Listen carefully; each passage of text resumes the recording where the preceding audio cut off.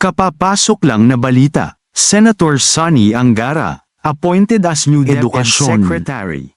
Ang kanyang appointment ay inaasahang maghahatid sa isang bagong panahon ng mga reforma na naglalayong pahusayin ang sistema ng edukasyon ng bansa, tiyakin ang mas mahusay na mga pasilidad, mas mataas na sweldo ng mga guro,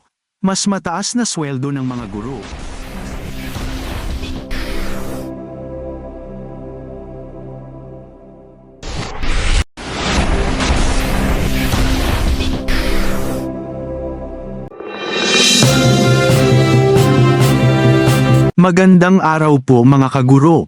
Kapapasok lang na balita, Senator Sonny Angara, appointed as new DepEd Secretary.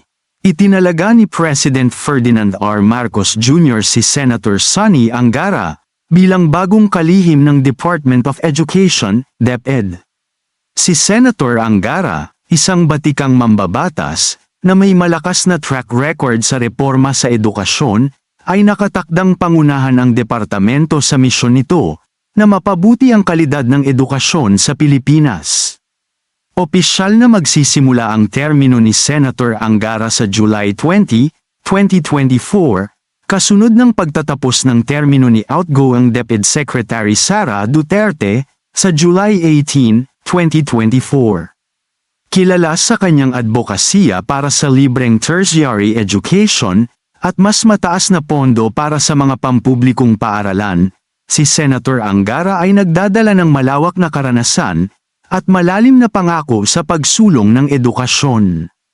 Ang kanyang appointment ay inaasahang maghahatid sa isang bagong panahon ng mga reforma na naglalayong pahusayin ang sistema ng edukasyon ng bansa, tiyakin ang mas mahusay na mga pasilidad, mas mataas na sweldo ng mga guro, mas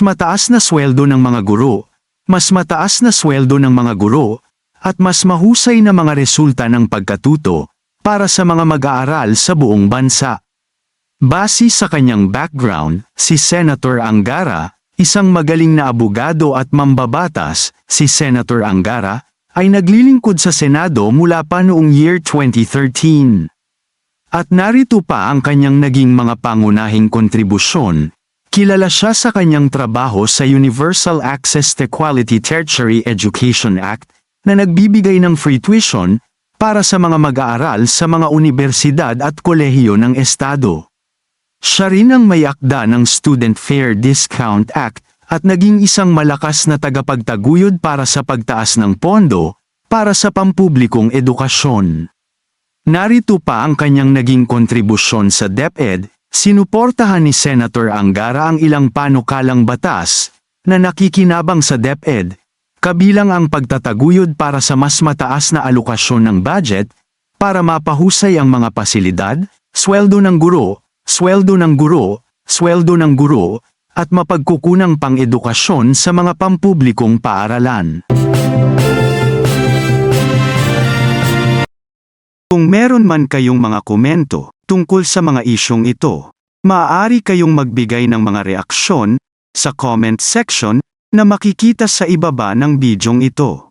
Maraming salamat, at kung ikaw ay interesado ng mga bidyong tulad nito, mangyaring suportahan ang channel na ito sa pamamagitan ng pagpindot ng like, pag-share ng mga video, at kung bago ka pa lang sa channel na ito, please subscribe sa channel na ito at pindutin ang notification bell at piliin ang all upang maabisuhan ka para sa mga paparating pang mga videos.